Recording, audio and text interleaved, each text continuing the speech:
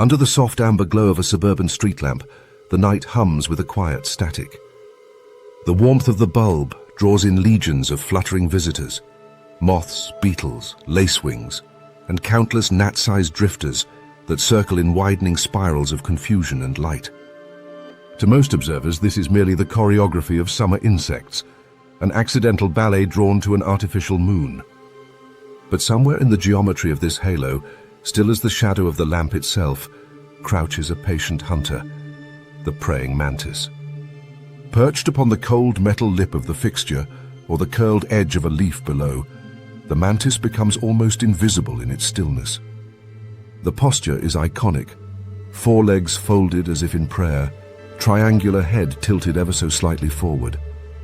But this reverent stillness is deceptive. Beneath that calm exterior, the insect is a coiled mechanism of speed and precision. The mantis's forelegs, known to entomologists as raptorial legs, are masterpieces of predatory engineering.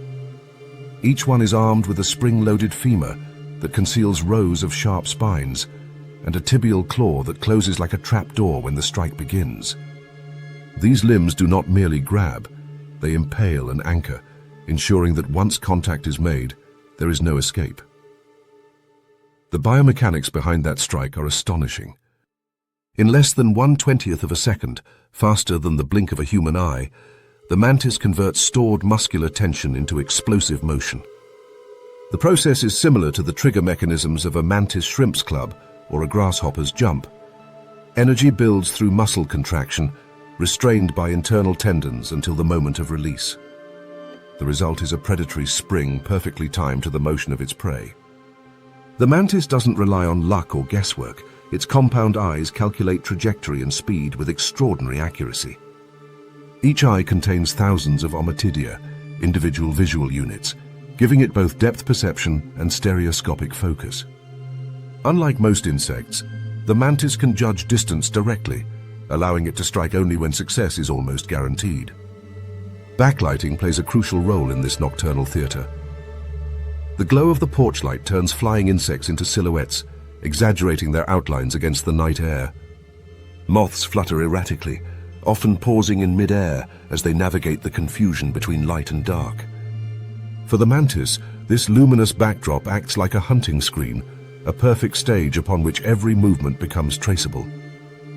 It is not unlike a predator in a savanna using moonlight to expose grazing animals. Only here, the predator is an inch-long assassin using human-made light to outsmart its prey. When a moth drifts too close, the mantis tilts its head with eerie deliberation. The swivel of that head, capable of rotating nearly 180 degrees, is one of its most remarkable adaptations. Among insects, such mobility is almost unheard of. It allows the mantis to maintain visual lock on its target, even as it shifts its stance or repositions along a vertical surface.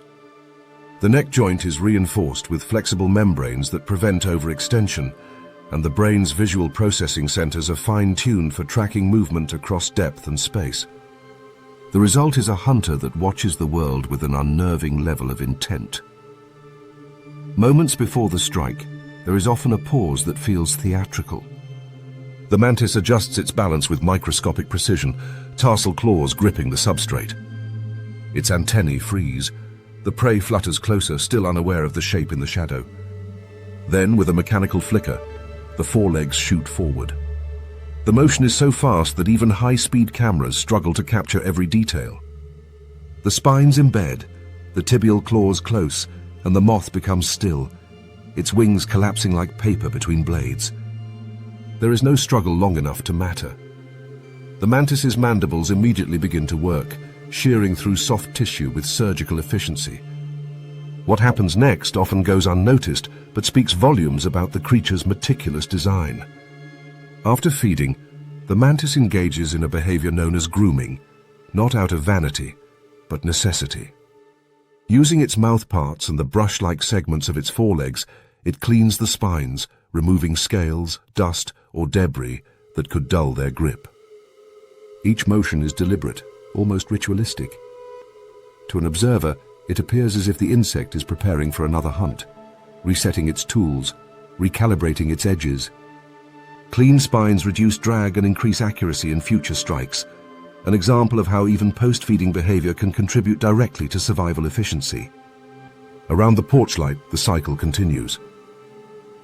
New prey arrive, drawn from darkness by wavelengths their instincts misinterpret as lunar cues. Moths, evolved for eons to navigate by the steady glow of the moon, are undone by artificial lighting that disorients their internal compass. The mantis has learned, or rather evolved, to exploit this modern vulnerability. Artificial illumination has altered ecological patterns across the globe, but some predators, like the mantis, have adapted with remarkable agility.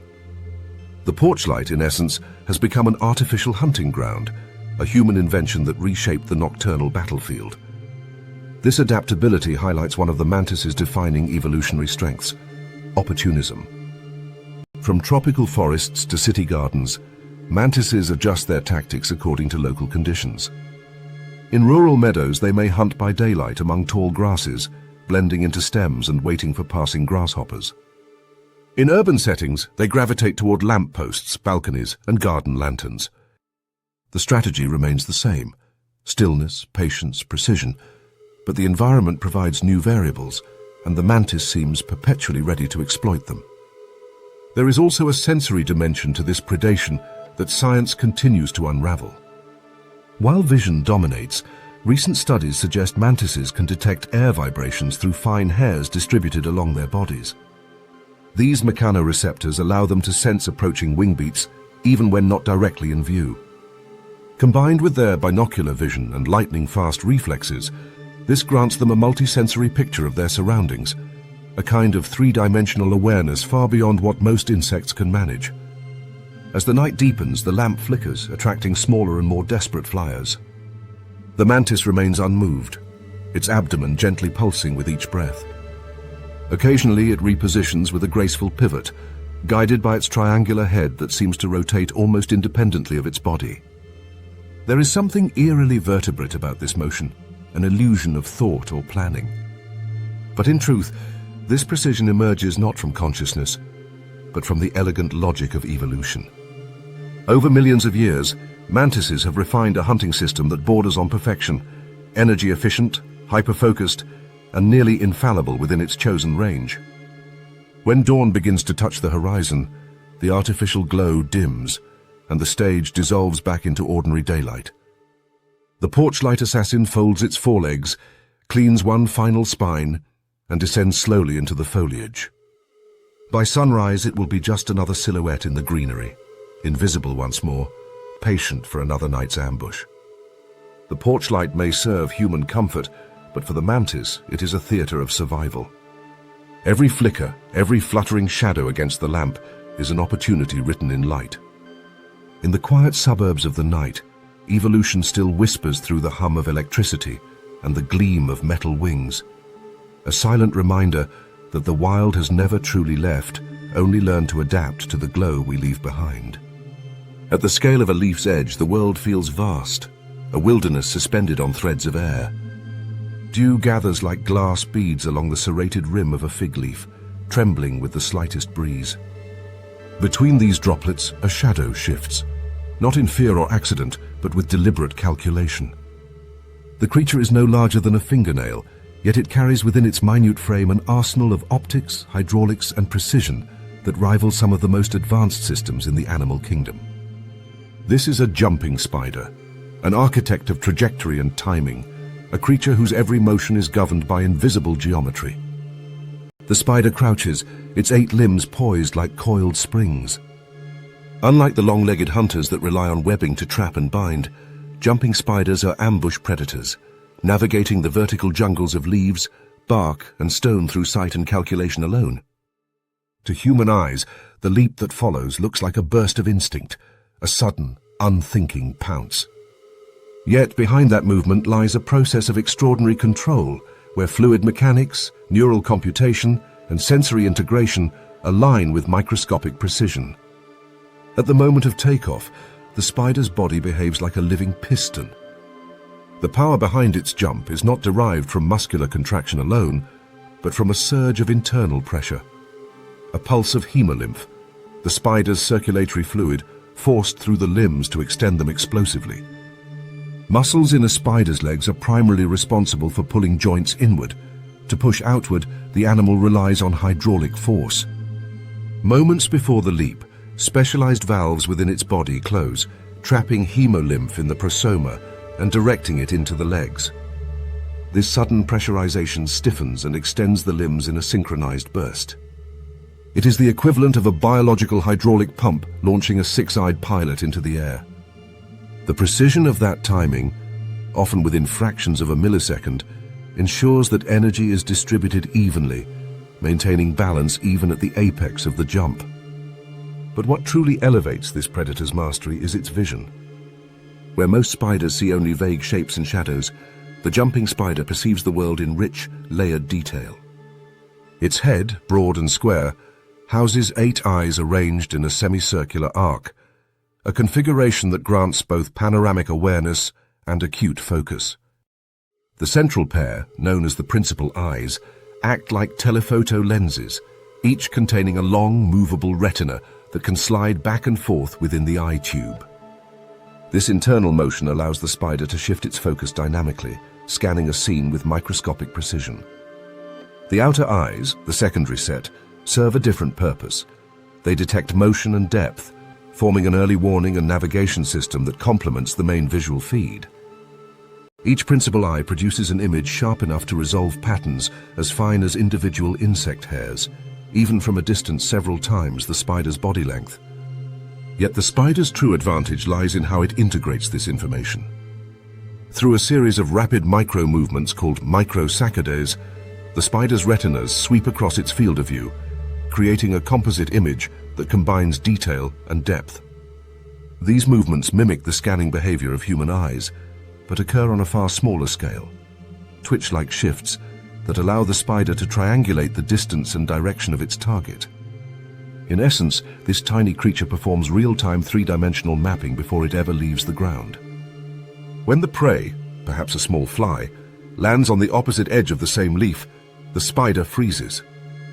There is no web to conceal it, no line of silk to draw its quarry closer. Everything now depends on the accuracy of its mental geometry. The spider shifts slightly, adjusting its position so that both principal eyes can lock onto the fly. It measures angles, estimating where wind or leaf curvature might affect its trajectory. Then, in a sequence invisible to the human eye, it begins its preparations. First, it anchors a single thread of silk to the launch point, a safety line known as a drag line. This lifeline serves as both insurance and guidance. If the jump fails, the spider can climb back to safety. If it succeeds, the line provides a direct path back to the hunting perch. The silk itself is a marvel. Spun from proteins extruded through abdominal spinnerets, it possesses a tensile strength greater than steel of equivalent diameter. Even when stretched thin enough to be nearly invisible, the silk resists breakage under extreme tension. The spider leans backward slightly, compressing its limbs and storing hydraulic energy. Its body tenses, sensors tuned to every vibration. Then, release. The spider springs forward, propelled not only by muscular power but by a surge of pressurized hemolymph. Its body arcs gracefully through the air, legs extended, eyes locked. In that brief flight, it performs a prediction, not leaping to where the fly is, but to where it will be in the next heartbeat. This predictive ability is rooted in neural processing, a combination of motion detection and spatial anticipation that functions like an instinctive algorithm.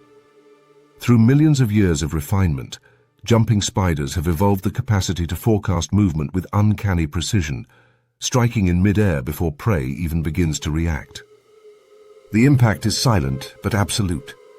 The spider lands on the fly's thorax, immobilizing it with a quick bite that delivers a measured dose of venom. The neurotoxins act fast, paralyzing flight muscles while keeping internal fluids intact. Within moments, the predator begins to feed, its narrow mouthparts liquefying tissue through enzymatic digestion. Every drop consumed translates into stored energy for the next leap, the next calculation.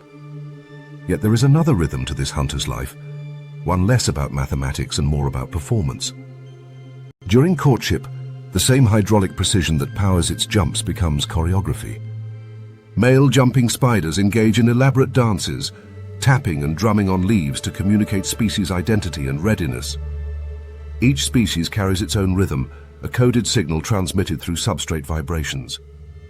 To human observers, these dances seem whimsical or even comical, tiny creatures waving their legs in intricate patterns. But to the participants, they are life or death negotiations. A single misstep, an incorrect rhythm, and the female may interpret the gesture not as courtship, but as the movement of prey. Many males amplify their visual display with color. Iridescent scales reflect ultraviolet wavelengths invisible to humans, but visible to other spiders.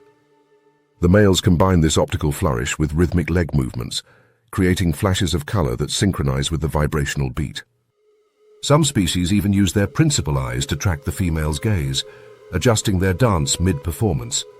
A behavioral flexibility that suggests a rudimentary awareness of audience attention.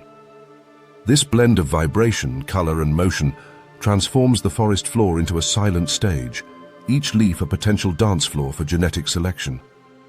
Back on the hunting leaf, the satiated spider returns to its silk line and re-anchors itself, grooming its legs meticulously. Each limb passes through its mouthparts, where sensory hairs are cleaned of debris. These hairs, known as trichobothria, are extraordinarily sensitive, capable of detecting air currents smaller than a human's breath. They function as early warning sensors, alerting the spider to predators like wasps or birds that patrol the canopy. For all its confidence as a hunter, the jumping spider lives under constant threat. Its agility is as much about defense as offense.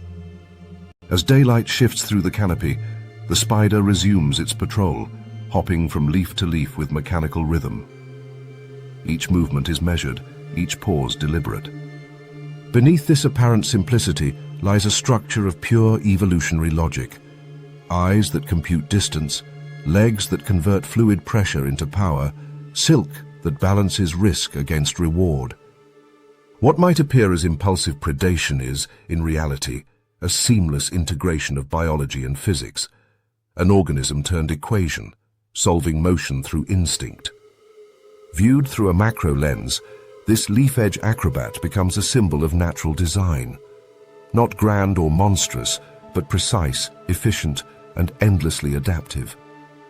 In the miniature world of surfaces and shadows, the jumping spider reigns not by brute force, but through calculation. Every leap is a proof of concept, every landing a confirmation of nature's engineering. In the still air of noon, the spider pauses once more, its head swiveling in tiny increments, eyes reflecting a mosaic of light. Somewhere nearby, another leaf trembles, perhaps from a breeze, perhaps from the next target entering its field of view. The spider flexes its limbs, recalculates, and prepares for the next flight. In a heartbeat, it will become a blur again, a mid-air mathematician solving the living variables of its world, one jump at a time. The forest exhales as dusk approaches, a slow cooling of air, a drop in brightness that softens every color. Where shafts of sunlight still filter through the canopy, they strike something that gleams faintly between the branches. At first, it appears to be no more than a shimmer, the glint of moisture or a trick of the eye.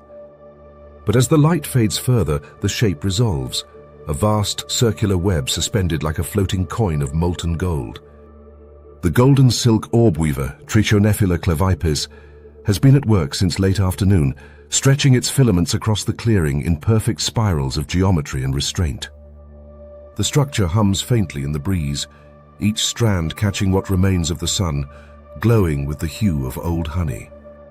Unlike most webs, which are designed for invisibility, this one demands to be seen. The silk's golden tint is not a coincidence of pigmentation, but a result of complex molecular composition. Proteins within the thread scatter light in specific wavelengths that amplify yellows and warm tones. Under direct sunlight, these threads appear metallic. Under the dim violet glow of twilight, they shift toward translucent amber. The effect is both beautiful and functional. Insects drawn to light, especially diurnal species such as bees and small flies, perceive the golden reflections as the glint of fresh pollen or the warm sheen of nectar. To them, this is not danger suspended in air, but promise. The orb-weaver's web is, in essence, a visual lure. The spider herself hangs at the center of this glowing lattice, her elongated body poised with a deliberate stillness. Her legs, banded in shades of bronze and black, rest on separate strands, each connected to a different tension point of the web. To human perception, she may seem vulnerable, exposed at the hub of her creation, but for the moment this is her command post. The orb-weaver's web functions as both sensory field and mechanical amplifier. Every tremor, no matter how faint, translates through the radial lines to her limbs, which are lined with microscopic vibration-sensitive hairs called trichobothria. These act as seismographs for the air, detecting vibrations as fine as a single molecule's oscillation. To understand her engineering is to understand the web as two materials in conversation. The radial threads, those that stretch from the center outward like the spokes of a wheel, are composed of dragline silk. This variety of silk is non-sticky, rigid, and incredibly strong. Gram for gram, it rivals high-grade steel in tensile strength, yet it can extend by a third of its length without breaking. These threads provide the framework of the web, the skeleton upon which everything else depends. Between them spiral the capture threads, spun from a different type of silk entirely. These are coated in a sticky, hygroscopic glue that changes consistency with humidity. On dry nights, it stiffens slightly, preventing prey from slipping free. In humid air, it softens and stretches, increasing adhesion to match the moist environment where insect wings are less efficient. The spider calibrates this balance instinctively, her silk glands adjusting viscosity in real time based on temperature and moisture. As daylight retreats fully, the metallic sheen of the web becomes even more pronounced. Under certain conditions, golden silk reflects ultraviolet light, a wavelength visible to many insects but invisible to human eyes. Flowers use ultraviolet patterns to guide pollinators toward nectar. The orb-weaver's web mimics this spectrum, effectively disguising itself as a patch of inviting flora. Daytime flyers, still active in the dim twilight, approach the glow as though it were the last meal of the evening. The trap is not only physical but psychological, exploiting the neural shortcuts of creatures evolved to seek brightness and contrast. When the first victim arrives, the web reacts before the spider does. The vibration pattern of impact, a specific rhythm of tension and recoil, travels through the radial lines like music through strings. The orb-weaver's brain interprets these vibrations with astonishing sensitivity, capable of distinguishing not only size, but direction, distance, and even the type of prey based on frequency. Within a fraction of a second, she pivots, extending her long forelegs along the radii to triangulate the source. The rush that follows is both graceful and explosive. Her legs blur across the silk as she sprints toward the struggling insect, guided by the vibrational feedback of its movements. Contact triggers choreography. First comes immobilization.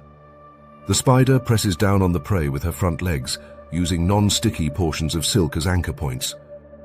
Then, in a blur of motion, she begins rapping, rapid, rhythmic turns of her abdomen that release silk in continuous ribbons. The rapping silk, unlike the web's capture spiral, is dry and pliable, optimized for restraint rather than adhesion. Within seconds, the insect's wings and legs are bound together, neutralizing its escape mechanisms. A swift, controlled bite follows, the safety jab, delivering venom through hollow fangs that act like surgical needles. The venom floods the prey's nervous system with neurotoxins that paralyze muscles but preserve internal fluids, ensuring the meal remains fresh. Once subdued, the orb-weaver suspends the prey from an upper strand, out of reach of ants and other scavengers. In some cases, she may not feed immediately.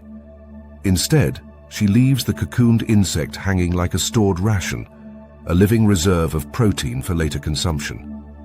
This strategy of delayed feeding allows her to balance energy intake with hunting opportunities, a form of resource management not often credited to invertebrates. Yet this magnificent creation, the honey wire snare, is not without risk. Remaining in the center of such a luminous structure invites attention from creatures larger and more dangerous than her prey. Birds, wasps, and even small lizards recognize the golden shimmer as a marker of a meal, sometimes attacking the spider herself. For this reason, the orb-weaver must weigh the advantages of visibility against vulnerability. Some individuals retreat to the periphery of the web during daylight hours, connecting themselves to the hub via a signal line that allows them to monitor vibrations from a safer distance.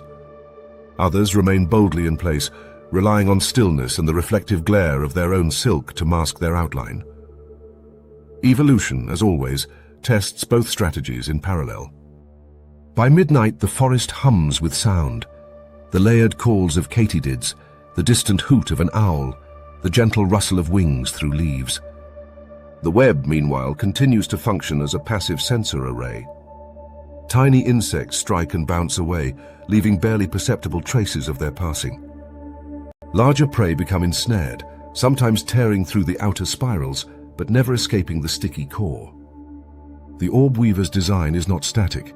She repairs it continuously, adjusting tension to compensate for wear. With every mend, she tests the radial lines using the sensitivity of her own body weight, a process akin to tuning the strings of an instrument. Each morning, as dawn bleeds into the canopy, she dismantles the web entirely. The silk, no longer efficient after exposure to dew and ultraviolet degradation, is consumed and recycled. This act may seem wasteful, but it reflects remarkable biochemical economy. The spider's digestive system breaks down the old silk into amino acids, which are then reassembled into new threads within her spinnerets. Thus, each day's architecture is built from the remnants of yesterday, an endless cycle of destruction and renewal that mirrors the broader rhythms of the forest. The golden silk orb-weaver's world exists at the crossroads of physics and perception. Her silk is not merely material but message, strength disguised as beauty, danger cloaked in light. In every strand, molecular chains align in crystalline order, distributing force evenly across nanoscopic scales. To engineers, this represents a structural ideal. To evolution, it is simply one of many elegant solutions to the same problem: how to capture energy from the air. As the sun rises once more, the golden shimmer fades, replaced by the green light of day. The spider retreats to a shaded perch, her body motionless but alert. Soon the cycle will begin again. Another dusk will fall, another web will bloom like a disk of molten light among the branches. And once again, unsuspecting wings will mistake it for nectar, never realizing that the sweetness in the air belongs not to flowers, but to the patient weaver of the honey-wire snare. The meadow hums with a living pulse, a constant undercurrent of whirring wings and rustling stems. In the warmth of late afternoon, light folds through the tall grasses, each blade trembling under the weight of invisible motion. Dragonflies glide above like living needles, cutting arcs through the air, while grasshoppers clatter between stalks in short, nervous bursts. Among this tapestry of green and gold, a faint glimmer catches the eye. A patch of silk suspended between two stems, trembling in rhythm with the wind. At first it appears ordinary, another spider's orb. But as the camera closes in, a bright zigzag pattern emerges across the web's center, a structure so deliberate and strange it seems almost artificial. This is the stabilimentum, the signature of the wasp spider, Argiope bruinici, and its purpose has long been one of nature's most debated enigmas.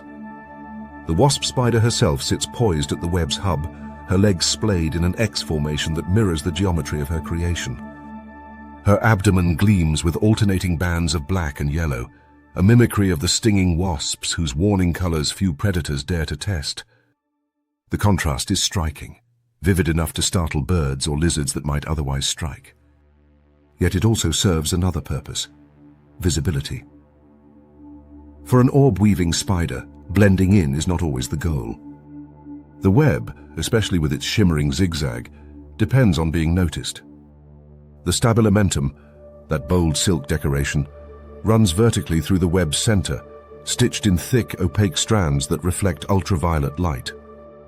Under human eyes, it looks like white embroidery. Under the vision of many insects, it glows like the center of a flower. For decades, scientists have debated why the wasp spider invests energy into this extra structure.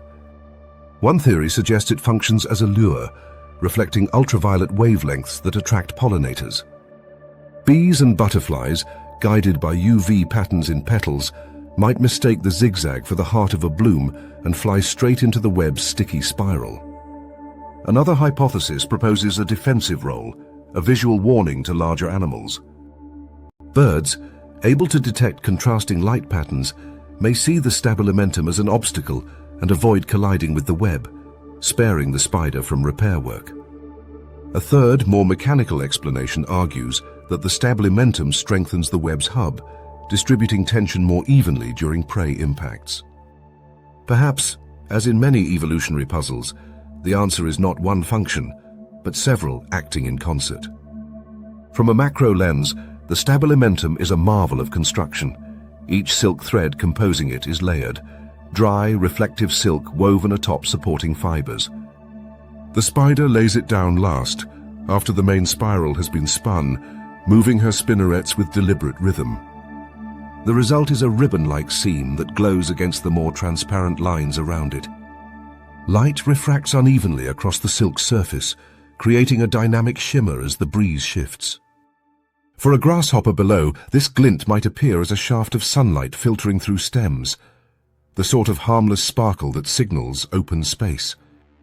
In the lower corner of the frame, a grasshopper lands clumsily on a stalk.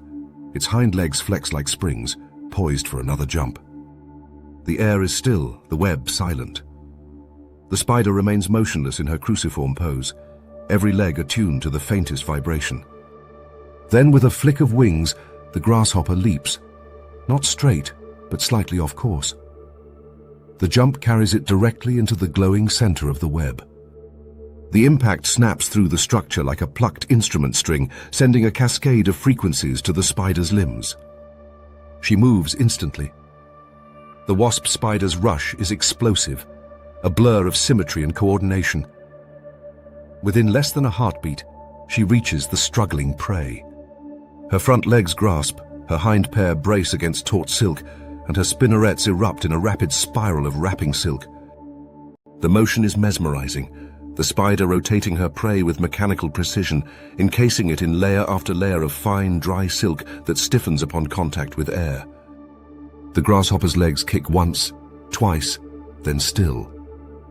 A quick bite follows, injecting venom that paralyzes muscles and begins the internal digestion process.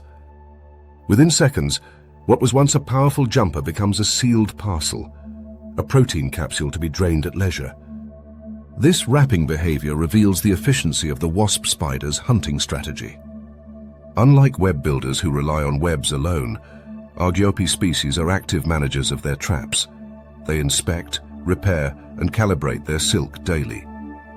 The stabilimentum itself is often rebuilt anew each morning, varying in length and brightness according to the spider's condition. Studies have shown that well-fed individuals tend to spin smaller or even incomplete zigzags, conserving energy. Hungry ones, in contrast, weave larger and more reflective stabilimenta, perhaps a sign that they are willing to risk exposure for a greater chance at prey. And that exposure carries real risk. The wasp spider's web, luminous in daylight and conspicuous in structure, stands out among the muted greens of the meadow. This visibility brings opportunity, but also danger. Parasitic wasps, predatory mantises, and small birds can all home in on the spider's bright form. Even dragonflies drawn to the shimmer of the web may accidentally crash into it, damaging the structure and leaving the spider vulnerable. Thus, each zigzag becomes a gamble, a trade-off between abundance and survival. More light attracts more prey, but also more eyes. Beyond the adult's web, another drama unfolds in miniature. Among the low grasses nearby, tiny threads drift upward on invisible currents of air. They are spiderlings, newly hatched wasp spiders engaging in a behavior known as ballooning. Each young spider releases a fine strand of silk that catches the wind, transforming into a microscopic sail. With the right updraft, the spiderling becomes airborne, lifted high into the atmosphere and carried miles away from its birthplace. This aerial dispersal allows the species to colonize new habitats, but it is perilous. Many ballooning spiders never land in suitable terrain. Some perish in open water or become lost in wind currents that sweep them far beyond the meadows. Yet enough survive to ensure that by the next season, new zigzags will appear across new grasses, bright signatures of continuity. Returning to the web, the adult spider now hangs inverted beneath her paralyzed prey, testing the silk tension with rhythmic tugs. The grasshopper parcel dangles from a radial line, perfectly balanced. The spider may feed soon or wait until nightfall when her body is less visible to birds. For now, she remains still, her bold coloration muted by shadow. This stillness, paradoxically, is her greatest defense. Motionless against the shifting background of stems, she appears not as an insect, but as a pattern, a living fragment of warning colors without meaning or motion. The stabilimentum gleams faintly as clouds move overhead, catching each stray ray of light like a filament of glass. To a scientist, it is a structure of unresolved questions. To the spider, it is simply strategy, refined through millions of years of selective pressure, perfected not through logic but through survival. Every strand spun carries the record of adaptation. Silk that reflects the sky's ultraviolet frequencies, glue droplets tuned to humidity, mechanical strength engineered at a molecular scale.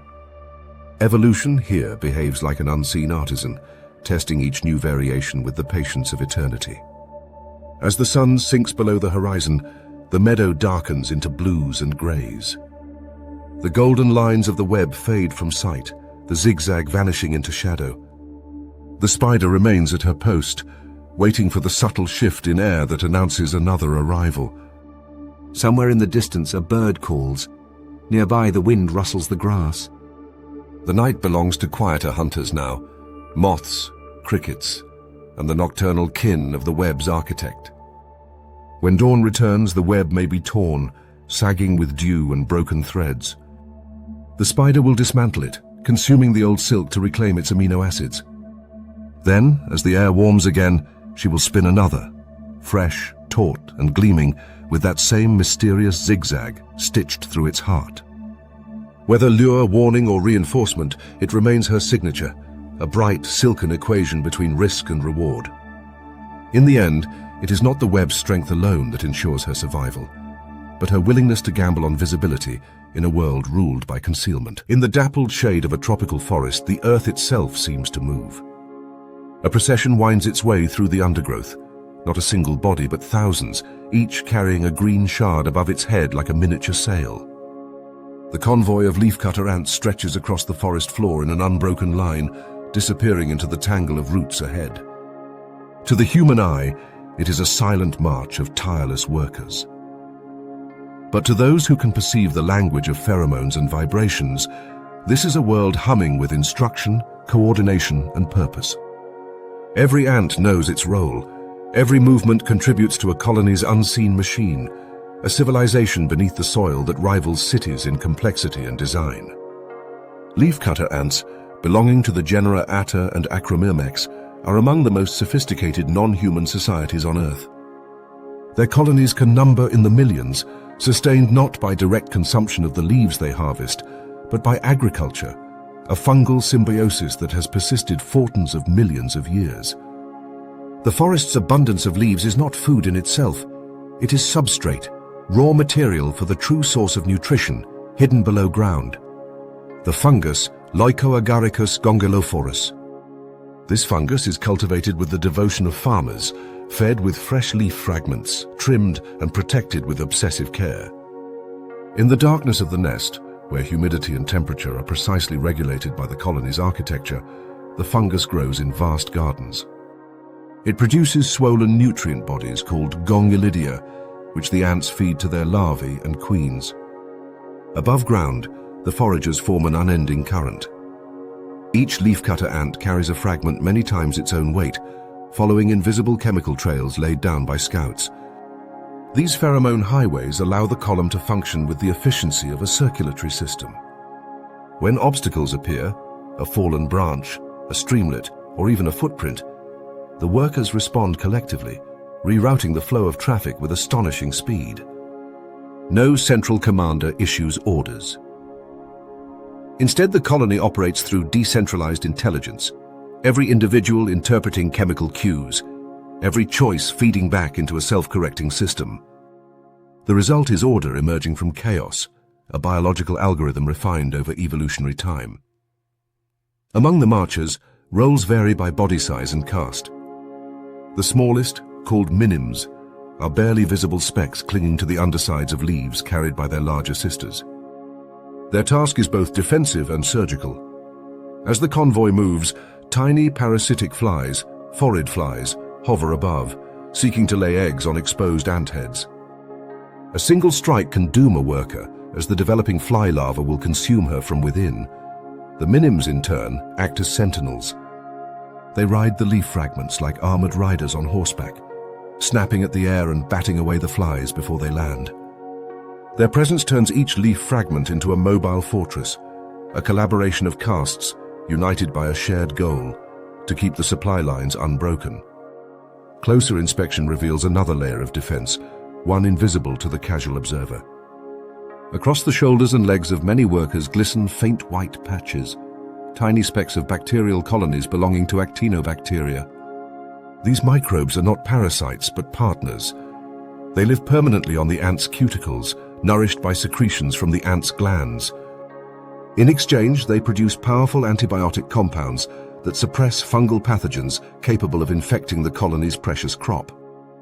This mutualistic alliance is a masterpiece of biochemical co-evolution. The ants cultivate not just fungus, but also microbes that function as living armor. The antibiotics produced by these bacteria are so potent that researchers have studied them as potential sources for new human medicines. What medicine discovered in a rainforest lab could rival the sophistication of an ant's shoulder pads? When the convoy reaches a fallen log blocking the trail, the flow hesitates for only a moment. Scouts race along the edges, antennae tapping surfaces, analyzing texture and distance. The column cannot halt. Efficiency demands adaptation. The first workers to encounter the gap anchor themselves at the edge, locking claws to the bark. Others climb over them, gripping their bodies to extend the bridge further. Layer by layer, the structure grows, an animated chain of living bodies that spans the gap. Each ant contributes not just strength, but stability. Their claws interlock in precise geometries, distributing weight and tension evenly. As the bridge extends, leaf-laden workers begin crossing, stepping over the bodies of their immobilized sisters. It is a feat of engineering executed in real time, an instinctive architecture that mirrors the tensile principles of suspension bridges humans would not invent for millennia. Below the bridge, fragments of leaves fall like confetti, carried by ants that misstepped or were brushed aside. Yet even these fallen workers rejoin the column almost immediately, re-establishing their rhythm. The collective does not mourn individual loss. It cannot afford to. Survival belongs to the colony, not the ant. Above them, the living bridge trembles but holds, its surface crawling with motion. Once the last leaf-bearer has crossed, the ants that form the bridge disengage, rejoining the convoy as if nothing extraordinary has occurred. Within minutes, the flow resumes its steady rhythm toward the nest. Following the trail backward leads to an entrance that seems modest, a dark hole framed by excavated soil and bits of vegetation. But beneath this small opening lies a labyrinth that can extend several meters deep and many times as wide. Inside, the air grows warm and moist, maintained by the metabolic heat of countless bodies and the careful arrangement of ventilation shafts. Chambers branch outward like the ventricles of a living heart, each serving a specific function. Some store leaf fragments awaiting processing. Others contain nurseries, guarded by nurses that feed and groom developing larvae. The largest chambers are reserved for the fungus gardens themselves, pale, sponge-like masses suspended on lattices of root fibers and silk. Workers crawl over them in constant attendance, pruning dead matter, depositing fresh leaves, and removing any sign of contamination. The internal hierarchy that maintains this subterranean farm is one of evolution's most intricate achievements. Gardeners are smaller and more delicate than the foragers. Soldiers, massive and heavily armored, patrol the entrances against intruders.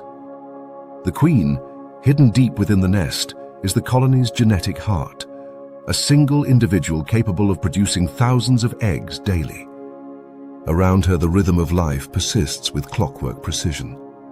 Communication depends entirely on chemical signals. Alarm pheromones can trigger instant aggression. Trail pheromones guide foragers to new food sources. Grooming pheromones maintain colony identity. To an outside observer, it is a silent world, yet it functions with a level of coordination that borders on the mathematical. Occasionally, the order breaks. Heavy rain floods part of the tunnel network, forcing an evacuation. Workers rush to rescue the brood, carrying larvae and fungal fragments to higher chambers. Soldiers reinforce the walls by packing soil, creating emergency barriers to hold back the water. Even in crisis, no command is shouted, no plan is broadcast. The behavior is innate, coded in pheromone pathways and triggered by the scent of wet earth. The colony endures by virtue of redundancy and collective instinct, a superorganism adapting to stress through the sum of its smallest parts. Back above ground, the forest evening settles into a damp quiet. The convoy thins as the final foragers return, their mandibles empty. Behind them, the trail gleams faintly with chemical residue, a map of scent that will fade by morning. Each ant carries more than a fragment of green. She carries the invisible blueprint of cooperation, a memory encoded not in neurons, but in the colony's shared architecture. The line disappears into the entrance, and with it, the movement of the forest floor ceases. Within the darkness, the fungus glows faintly under the filtered light of bioluminescent soil bacteria. Minims patrol its surface, scraping away any contamination. Their white bacterial armor continues to glisten, a reminder that even the smallest creatures in this world wield tools of extraordinary sophistication. These ants farm, build and defend with a precision that humbles the idea of human ingenuity. Their bridges are alive, their medicine self-grown, their civilization hidden beneath the weight of leaves. The camera lingers on a final image, a cross-section of the nest, veins of tunnels glowing like an underground city. Streams of workers carry fragments in opposite directions, converging in rhythmic motion. Above them, the forest exhales again, and a few drifting leaves fall to the earth. The next harvest for a species that long ago learned to turn foliage into food, bacteria into armor, and cooperation into an art form that defines survival itself. At the still edge of a pond, where reeds lean like sentinels and sunlight filters through a film of reflected sky, the surface of the water seems unbroken. Yet with closer inspection, a faint disturbance appears, a circular ripple, then another, spreading outward in perfect concentric waves. They intersect, rebound, and fade into silence. A moment later, something glides across the surface, weightless, effortless, as though skating on glass. It is not a leaf caught by the breeze, nor the reflection of a bird above. It is a water strider, a creature that has mastered the physics of the impossible, walking, running, and hunting on water. To exist here on the liquid border between air and depth demands both precision and adaptation. The water strider's legs never pierce the surface. Instead, they rest upon it, each foot depressing the water into a shallow dimple without breaking tension. This delicate trick is made possible by a combination of structure and chemistry. The insect's legs are coated with countless microscopic hairs, hydrophobic bristles that trap a layer of air around them, repelling water molecules through sheer physical tension. The result is a system of natural buoyancy, where the strider's entire body is supported by the elastic skin of the pond. Each foot acts like a trampoline, converting surface tension into platform and propulsion alike. Under magnification, these hairs form a dense forest, each one tipped with nanoscopic ridges that enhance their water-repelling properties. Together they increase the surface area in contact with air rather than liquid, ensuring that even in rain or rough water, the insect remains dry. This is more than a passive defense, it is an active tool. The trapped air also aids in gas exchange, preventing the insect from drowning even if partially submerged.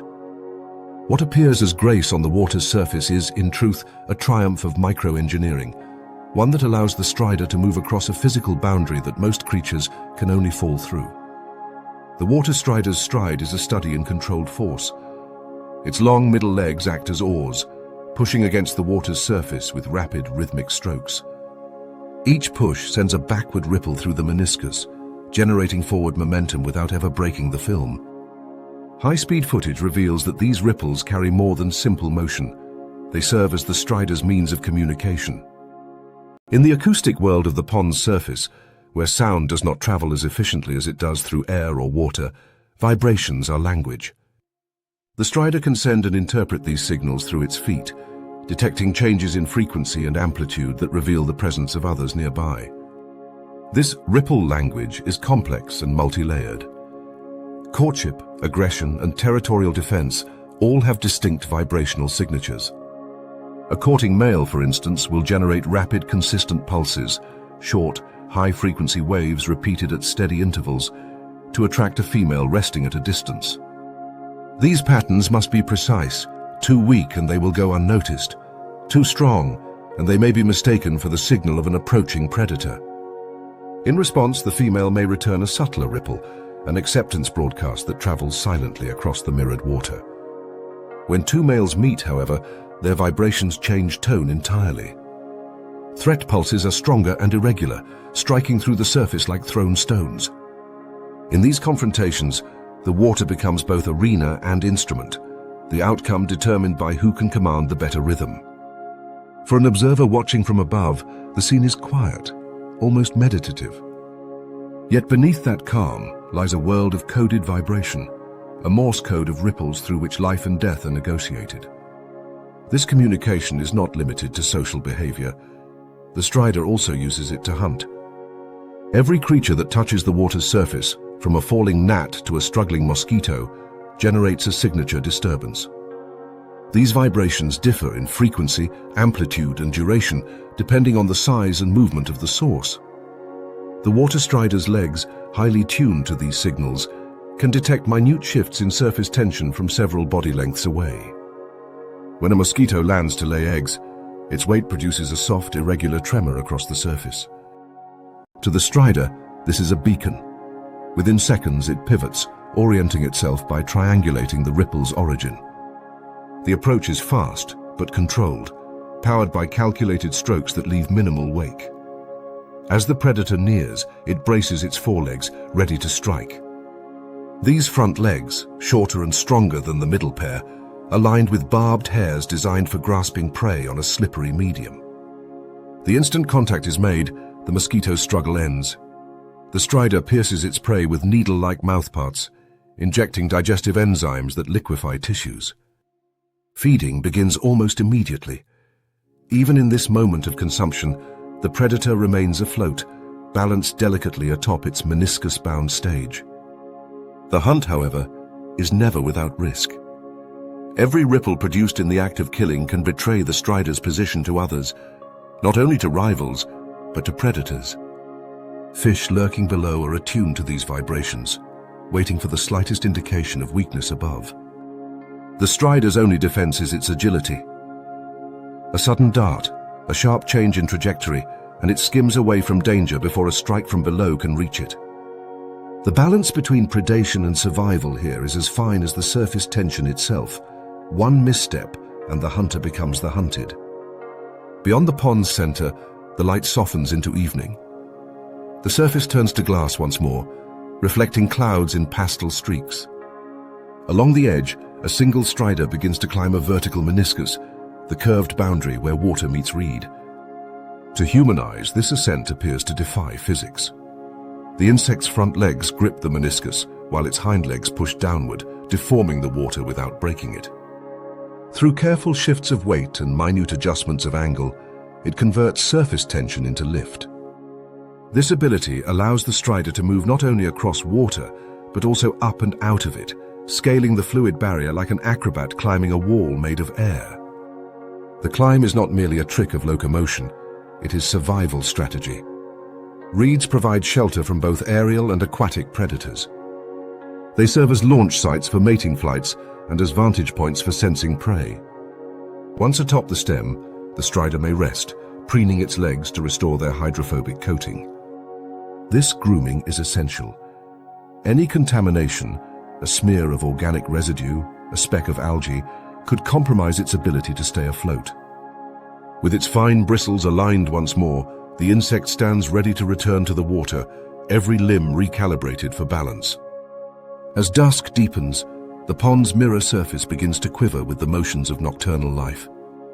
Bats skim low overhead, their wing beats sending faint air ripples across the calm. Beneath the surface, fish shift positions, creating pockets of turbulence that fade into darkness. Through it all, the water striders continue their silent patrols, their shadows gliding over the liquid silver of reflected moonlight. Each movement is a conversation written in vibration, each ripple a trace of presence soon absorbed back into stillness. The water strider exists in perfect equilibrium between elements, an insect suspended between gravity and buoyancy, between air and liquid. Its world depends on the delicate physics of cohesion, the same invisible forces that hold a raindrop together or allow a spider's web to glisten with dew. Yet where others merely endure these laws, the strider wields them. It turns the skin of water into a highway, the ripple into speech, and the tension of a pond's surface into a platform for survival.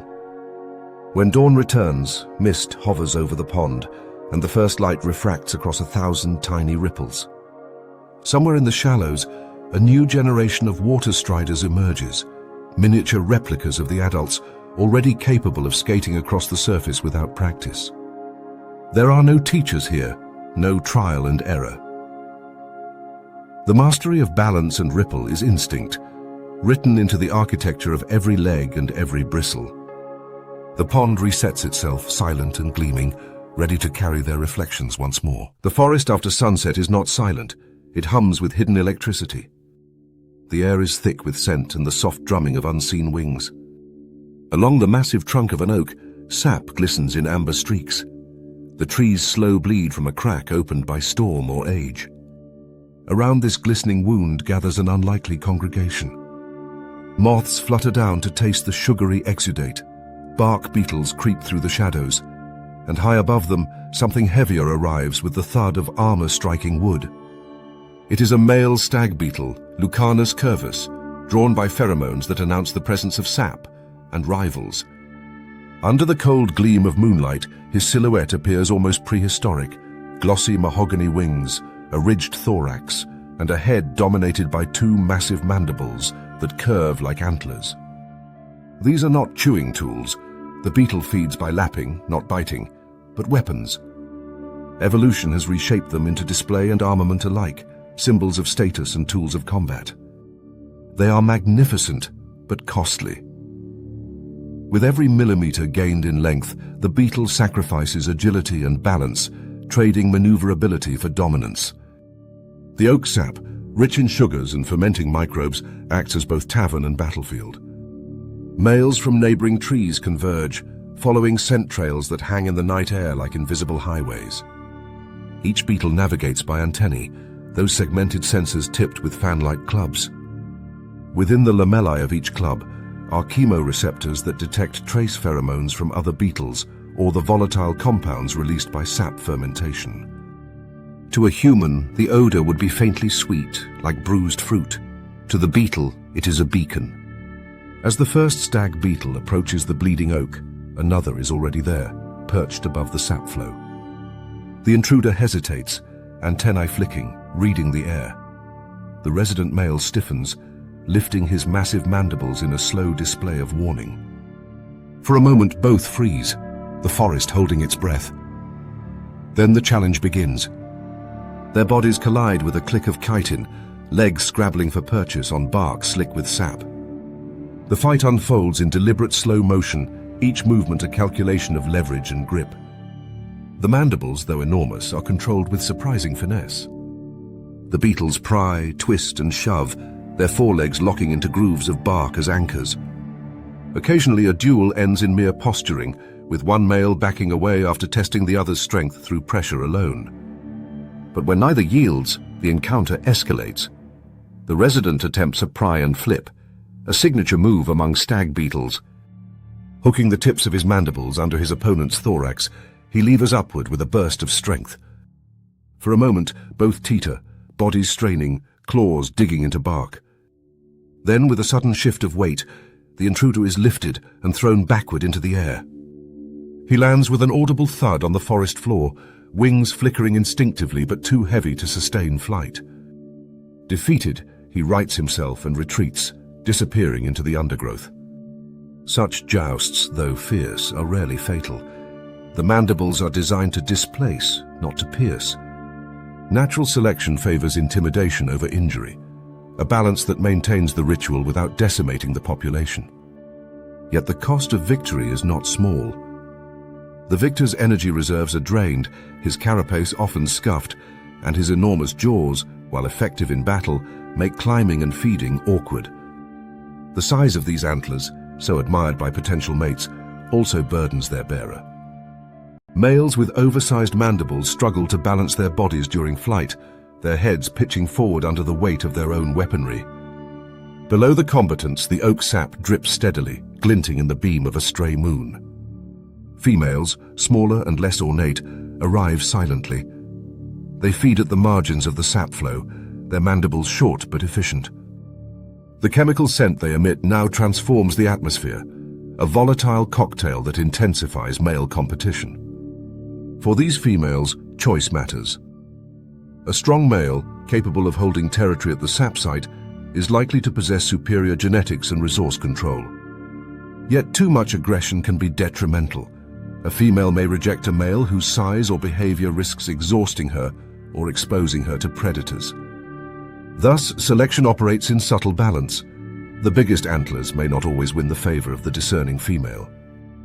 In evolutionary terms, this trade-off represents a classic case of sexual selection constrained by physics. Mandibles that are too large impede flight and require proportionally larger muscles to wield. Studies have shown that beyond a certain threshold, increased size no longer yields combat advantage. The beetle becomes slower, less coordinated, and more vulnerable to falls.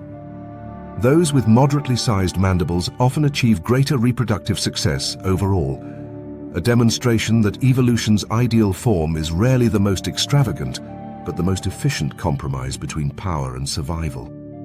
As more males arrive, the oak trunk transforms into a vertical arena. Some cling to the bark just below the sap wound, waiting their turn. Others engage in smaller skirmishes along the periphery. The scene becomes a living hierarchy, a social structure written in sap and pheromone. Even defeated males play their part, dispersing scent trails that attract new competitors and inadvertently more females.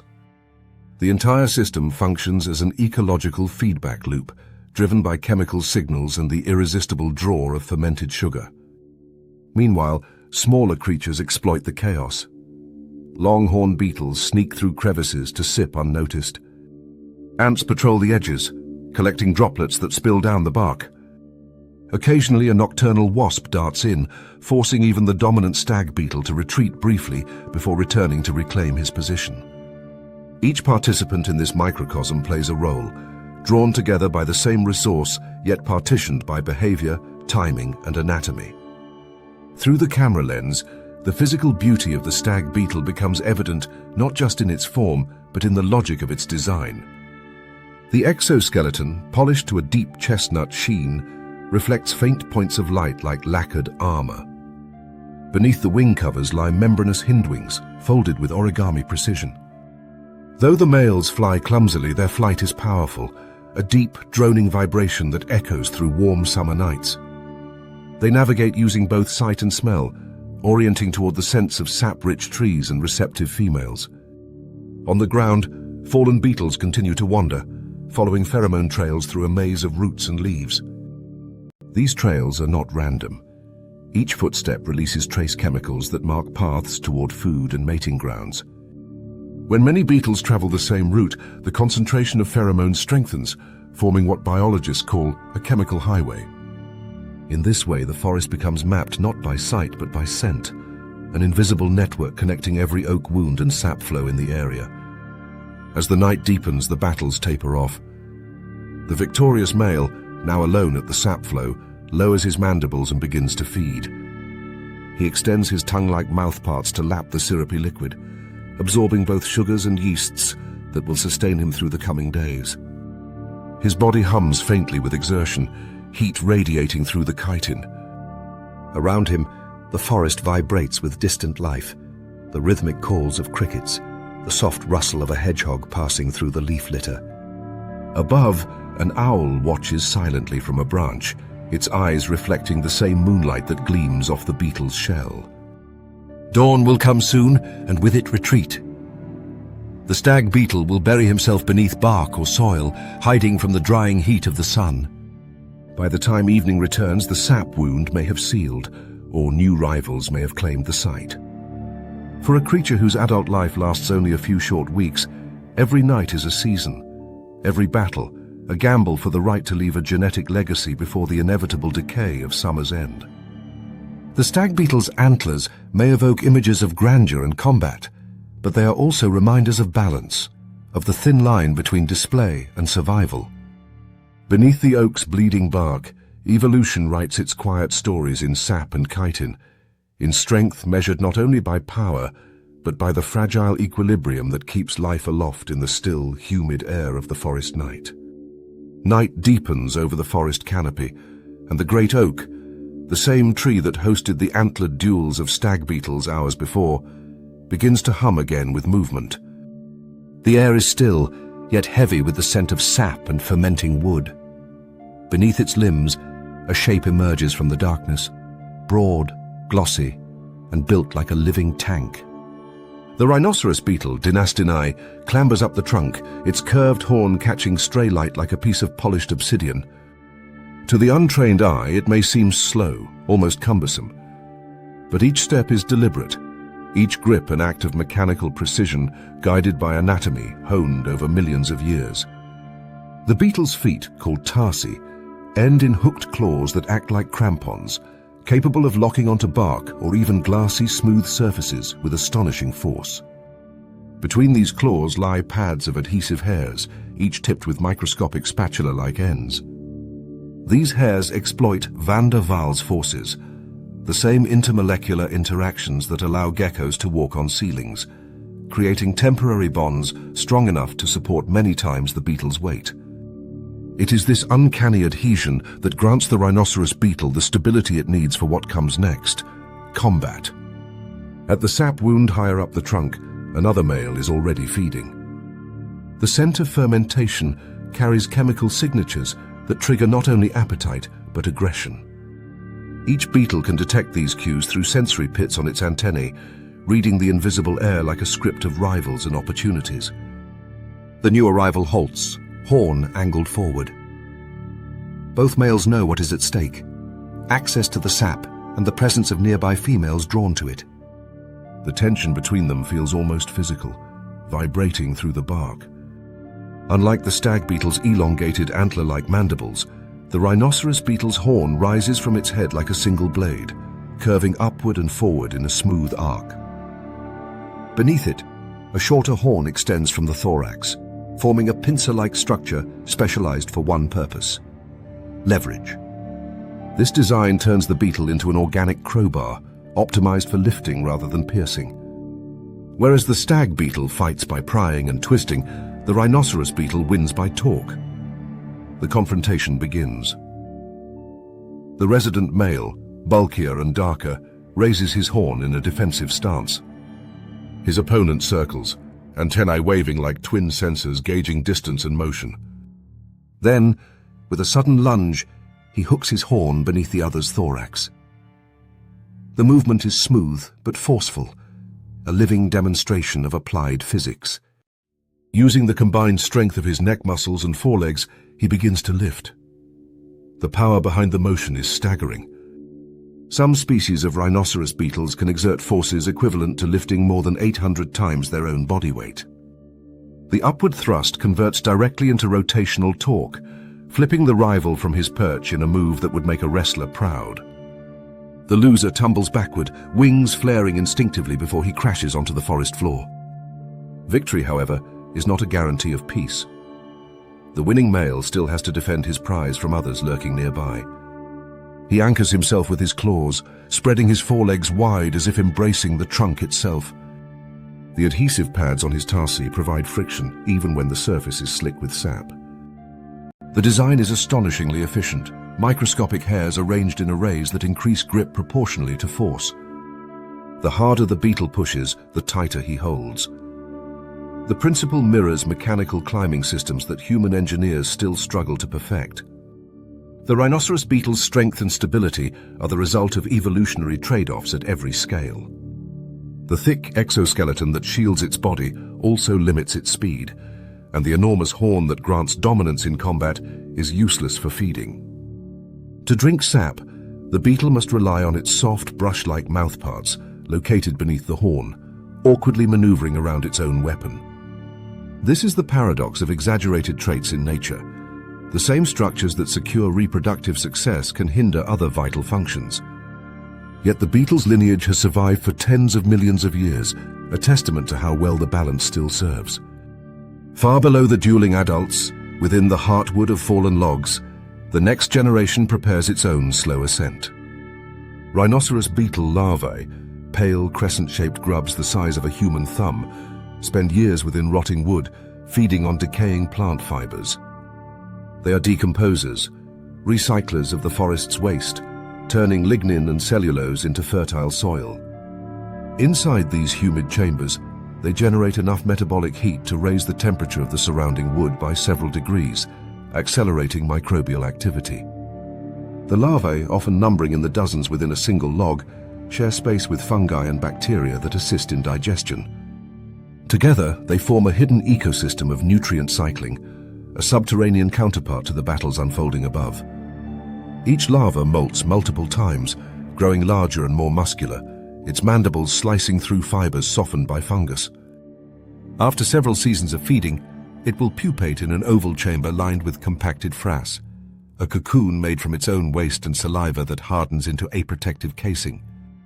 Inside, the grub's body liquefies and reassembles, reconfiguring from soft burrower to armored juggernaut. When it finally emerges months later, its horn fully formed, it will climb upward through the soil to join the nocturnal wars of its kind. Back at the oak, the victorious beetle pauses to feed. He lowers his horn and extends a tongue-like proboscis to lap the fermenting sap. Yeast colonies within the sap produce ethanol and carbon dioxide, creating a faint fizz that fills the night air with sweetness. This sap is both sustenance and stimulant, a high-energy drink that fuels the beetle's massive body and powers its nightly contests. The feast is brief. The vibration of wing beats approaches from below. A new challenger arrives, smaller but agile. The two males lock instantly, their horns scraping with a faint metallic sound. The younger beetle, perhaps too quick to act, underestimates his opponent's reach. The larger male hooks and lifts, but the smaller one counters by sidestepping, a maneuver rare in these fights. The scene becomes a test of both strength and precision, an insect sumo match played out in the dark. Each beetle braces, their legs flexing against bark. Their claws dig in, their adhesive pads clutching as their horns interlock. For several long seconds, neither yields. Then the larger beetle adjusts his angle slightly downward, directing his horn under the other's center of mass. With a twist of torque, he lifts again, this time cleanly flipping his rival over the edge of the sap flow.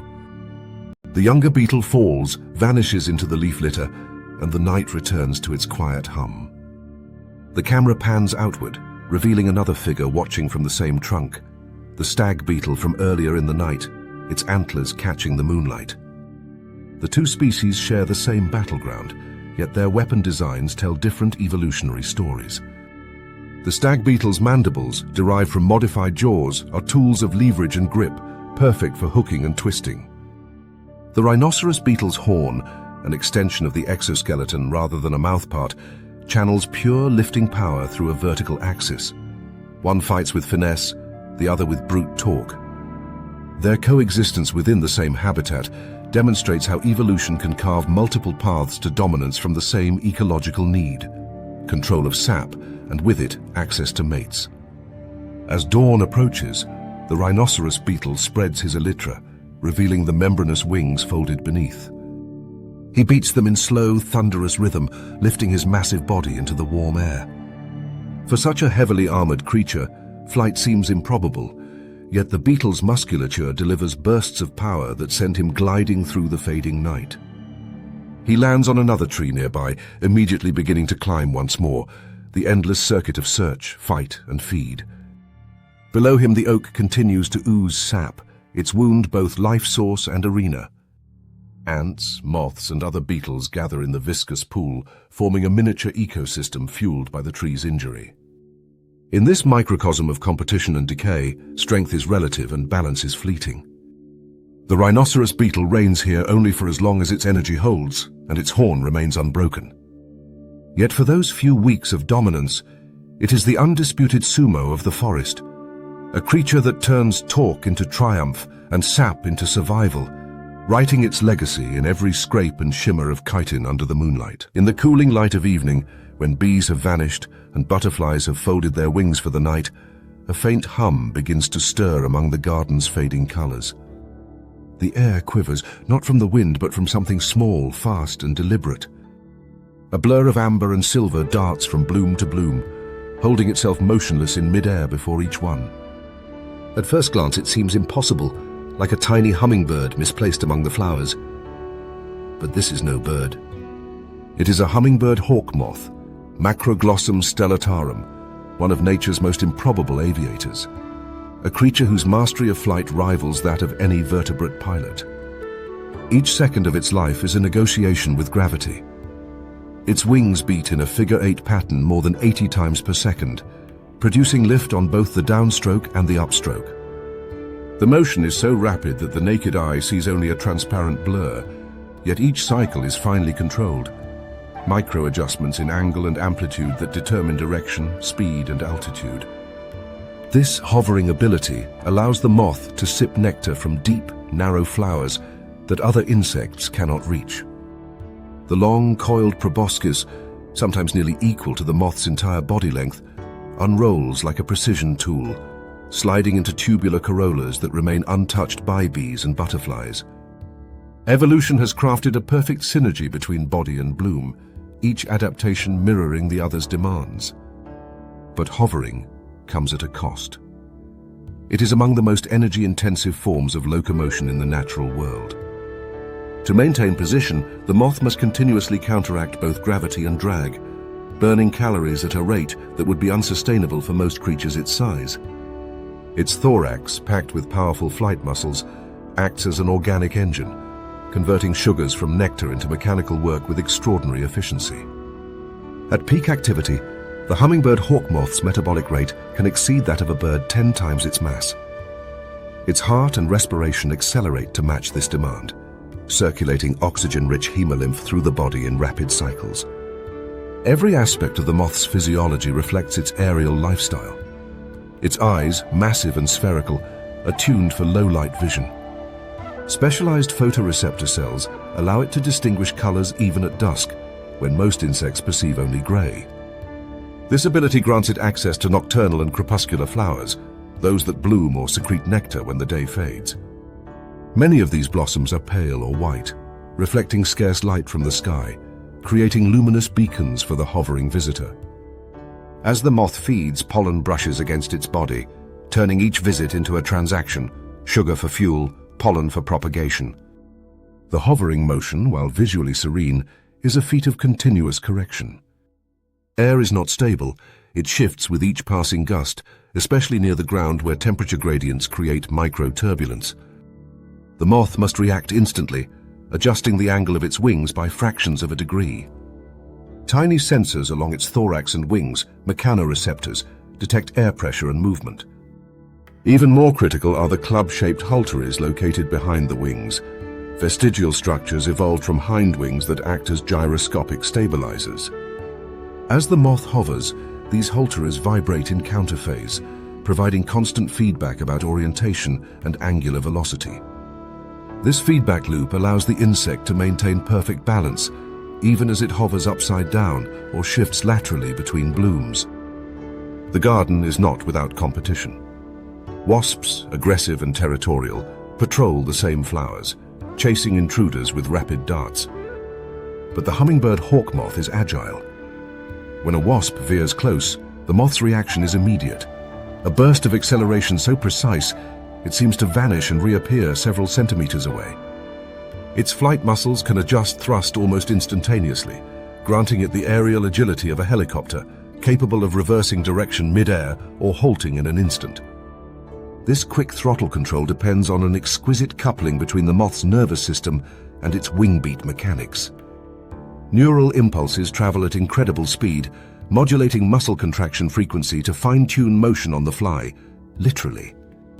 As it feeds, the moth follows a strict route, a trapline, revisiting the same flowers in a fixed sequence each evening. This behavior, more often associated with mammals and birds, reveals a remarkable memory capacity. By memorizing the position and timing of nectar replenishment, the moth avoids competition and conserves energy otherwise wasted on random foraging. Researchers have demonstrated that individual hawk moths can recall specific flower locations for several days, even after experimental displacement. This spatial intelligence, combined with their navigation skills, allows them to maintain efficient feeding circuits across territories that may span hundreds of meters. The hovering engine is not without limits. Sustained flight requires a constant energy supply, and nectar alone must be processed immediately to fuel the intense metabolic rate. Inside the moth's midgut, specialized enzymes break down sucrose into glucose and fructose with remarkable speed, delivering sugar to flight muscles almost as fast as it is consumed. Excess nectar water is excreted through evaporation, a side effect visible as droplets that condense briefly at the tip of the proboscis before vanishing into the night. The efficiency of this system borders on mechanical elegance, a sugar-to-power converter operating with near-continuous flow. The camera pans closer to the moth's wings. Their leading edges flex in rhythmic arcs, generating miniature vortices, spiraling columns of air that cling to the upper surface. These leading-edge vortices create pockets of low pressure that enhance lift far beyond what simple flapping could achieve. The principle is the same as that used by fighter jets and high-performance drones, though evolved eons earlier. Through this mechanism, the hummingbird hawk-moth achieves lift coefficients that rival those of much larger flying animals, sustaining weightless poise for seconds on end. Hovering also offers evolutionary advantages beyond feeding. In many ecosystems, flowers grow in clusters among dense vegetation, where landing would be inefficient or dangerous. Hovering allows the moth to remain mobile, avoiding predators like mantises that lurk among petals. Some species of bats specialize in capturing flying insects at night, yet even they struggle to catch these erratic, darting flyers. The moth's erratic flight path, a sequence of short hovers and sudden zigs and zags, makes it nearly unpredictable to echolocating hunters. From a thermal perspective, the hummingbird hawk-moth operates close to the edge of overheating. Its rapid wing beats produce significant frictional heat, raising body temperature far above ambient air. To avoid heat stress, the moth regulates through convective cooling. The airflow generated by its wings acts as a self-made ventilation system, dispersing excess heat while maintaining optimal muscle temperature for performance. If conditions become too cool, as they often do after sunset, the moth compensates by shivering its flight muscles before takeoff, generating warmth through friction until internal temperature reaches the threshold for efficient flight. This thermoregulation ensures that it can operate during hours when competitors are grounded by chill. In the broader ecological framework, the hummingbird hawk-moth plays a vital role as a pollinator, bridging the gap between diurnal and nocturnal systems. By visiting flowers during twilight, it connects two biological worlds: the fading activity of bees and butterflies, and the rising shift of night-flying moths and bats. The flowers that depend on its service have evolved to match its precision. Long, narrow tubes, timed to bloom during the hours when its hovering hum fills the air. Some even emit faint ultraviolet fluorescence under moonlight, guiding it from one bloom to the next like runway lights. As darkness thickens, the moth completes its circuit. Its body gleams faintly in the starlight, wings whispering like silk. Each hover, each feeding, each burst of motion contributes to a larger choreography, the unending exchange between energy and evolution. The camera lingers on a final image, the moth suspended before a pale evening primrose, wings still beating, body held perfectly still. In that balance between motion and stillness lies the essence of its design, an engine of muscle, memory, and mathematics, refined by necessity into something that seems almost transcendent. When dawn breaks, the hummingbird hawk-moth vanishes into shelter, its energy reserves spent. The flowers close, sealing their nectar until the next evening's patrol. And so the rhythm continues, an ancient pact between plant and pollinator, powered by the restless hum of wings that never quite rest. Midday over the pond burns bright, a mirror of liquid glass framed by reeds and water lilies. Heat shimmers across the surface, bending the air into invisible waves. Above this haze, a flash of color streaks past, red like a spark thrown from the sun itself. The scarlet dragonfly, Crocothemis erythraea, is on patrol. His wings, 4 panes of transparent fire, slice the air with surgical precision. He is small enough to fit within a human palm, yet in this airspace he reigns like a fighter ace, every motion tuned to aerodynamic perfection. The dragonfly's flight defines mastery. Unlike most insects, he commands 2 independent pairs of wings, each capable of acting alone or in synchrony. The forewings and hindwings can beat out of phase, allowing him to hover motionless, dart sideways, or reverse mid-flight without losing stability. When both pairs move together, they produce brute thrust for high-speed chases. When they counterbeat, forewings down, hindwings up, the resulting airflow grants control over yaw, pitch, and roll that rivals any engineered aircraft. This is not flapping flight in the crude sense, but true aerial articulation, 4 precision rotors working in harmony, driven by complex musculature anchored deep within the thorax. Beneath the sunlight, the pond's boundary becomes his circuit. Every few seconds he banks sharply, tracing invisible borders through the air. This is not random wandering, but a calculated patrol. Male scarlet dragonflies are fiercely territorial. Each maintains a patch of open water where he courts females and defends against intruders. The pond's surface glitters with reflected clouds, yet to him it is a mosaic of data. Wind vectors, glints of prey, ripples of threat. His compound eyes, each with tens of thousands of individual facets, wrap nearly completely around his head, granting a field of vision that leaves almost no blind spot. The world he perceives is not static, but dynamic, a constant mosaic of movement, brightness, and vibration.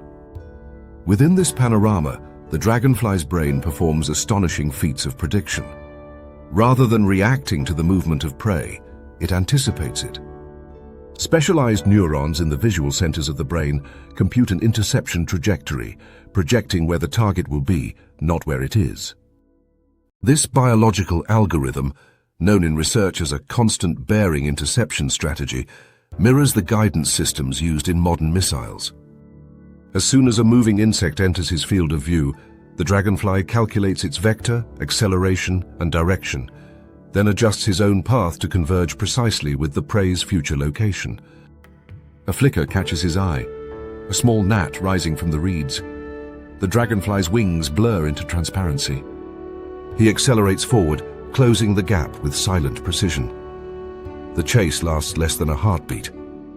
There is no visible strike, only a faint flick mid-air, and then the dragonfly hovering once more, chewing methodically.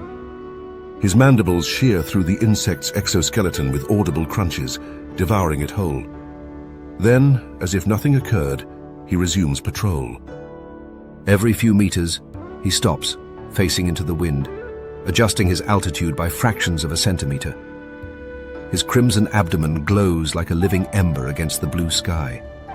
The pond below teems with motion, tadpoles stirring in the shallows, damselflies resting on reeds, the occasional ripple betraying a fish's rise. Yet the dragonfly's gaze remains aloft. His prey are flyers, midges, mosquitoes, even other dragonflies. Each catch demands a separate computation, a new course correction. Researchers studying their neural networks have found that dragonflies can lock onto a single moving target in a swarm and maintain pursuit even when background motion fills the field of vision, a level of selective attention previously thought beyond the capacity of insect brains. The camera follows him higher, where the air grows thinner and currents less predictable. A gust rolls off the surrounding meadow, catching his wings at an angle. Instantly, his forewings and hindwings shift into opposite beats, generating counter-rotational forces that stabilize him in the turbulence. Each wing stroke sends miniature vortices spinning off the trailing edge, spirals of air that enhance lift through a phenomenon known as leading-edge vortex formation. The dragonfly rides these invisible currents like a pilot surfing his own wake, extracting energy with every oscillation. The efficiency of this flight design is extraordinary. Despite his speed and agility, his wings require only a fraction of the power one would expect for such performance. Then, from the corner of his vision, another motion intrudes, faster, larger. A hummingbird hawk-moth approaches, its wings a blur as it hovers over a patch of floating flowers. The dragonfly tenses. To him, anything that moves within his airspace is both intruder and potential prey. His compound eyes fix on the moth, resolving its speed and position almost instantly. The chase begins. The dragonfly launches with a sudden burst of acceleration, covering his own body length in less than 1/10 of a second. The air hums with the rhythm of his wings, fore and hind working in perfect counterpoint. The moth reacts, darting sideways, a motionless blur transformed into streaking motion. Yet the dragonfly does not chase the path. He calculates the intersection. His trajectory curves outward, cutting across open air toward a point where, if his computation is right, the moth will arrive. This is pure predictive pursuit, the same strategy that allows him to catch small insects mid-air without missing. As the two converge, the difference between hunter and evader collapses into microseconds. The dragonfly closes within striking distance, extending his legs forward like a net. At the last instant, the moth executes a hard roll, using its figure-8 wing beat to pivot sharply upward. The dragonfly's claws brush air where his target had been.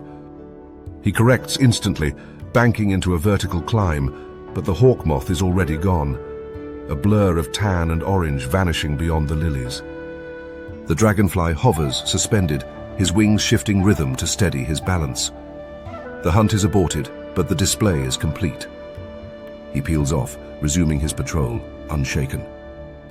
Even in near failure, the encounter illustrates perfection of design. The dragonfly's reaction times are measured in milliseconds. His sensory and motor systems are almost directly linked.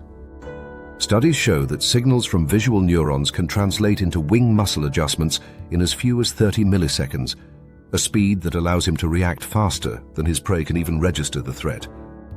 Yet, evolution has not made him invincible. Predators such as birds and larger dragonflies use the same airspace, and occasionally the hunter becomes the hunted. The pond's serenity hides an endless cycle of interception and escape, each governed by the same physical laws, each measured by microseconds. Below the surface, a different life stage waits. Dragonflies begin not as aerial aces, but as aquatic predators. The larval nymphs living in the mud and reeds are ambush hunters armed with extendable jaws, a mechanism so fast it has been compared to a spring-loaded harpoon. They feed on mosquito larvae, tadpoles, and even small fish. For months or even years, they dominate this submerged world before climbing a reed, splitting open their own exoskeleton and emerging as winged adults. The transformation is complete within an hour, a creature of water reborn as a creature of air. And once airborne, it wastes no time learning to fly. The dragonfly's first flight is already flawless. Back in the air, the scarlet dragonfly continues his patrol. The sun dips lower, painting the pond in copper and shadow. His red carapace catches the last light, turning him into a living ember darting through the cooling air. Occasionally he pauses near the surface, dipping his abdomen to touch the water, a territorial gesture, a message to other males. Nearby, a female emerges from the reeds. The two engage in a brief chase, their bodies interlocking mid-flight in the wheel position unique to dragonflies, a fusion of courtship and reproduction performed entirely in motion. Moments later, she descends to the shallows to deposit eggs among the reeds, ensuring that the next generation of aerial hunters will rise from the same waters. As twilight thickens, the dragonfly's patrol slows. Mosquitoes rise in clouds, and for a while he feeds, each catch precise and effortless. But soon the temperature drops and air density changes. His muscles begin to cool, his reaction time fractionally longer. He lands at last on a sun-warmed reed, folding his wings flat behind him, his red body blending into the last glints of daylight. The pond still hums, reflecting the quiet rhythm of the evening. Here, at the border between water and sky, the dragonfly embodies the culmination of aerial evolution. Every motion, every adjustment, every interception is a calculation, not conscious, but refined through millions of years of natural selection. To watch him fly is to see physics rendered in instinct, biology sculpted into precision. The scarlet hunter rests for now, his wings stilled, but the air remains alive with potential. Tomorrow, when the sun rises again, he will take to his circuit once more, the consummate pilot of the pond's invisible skies, built for pursuit, driven by motion, and forever in flight.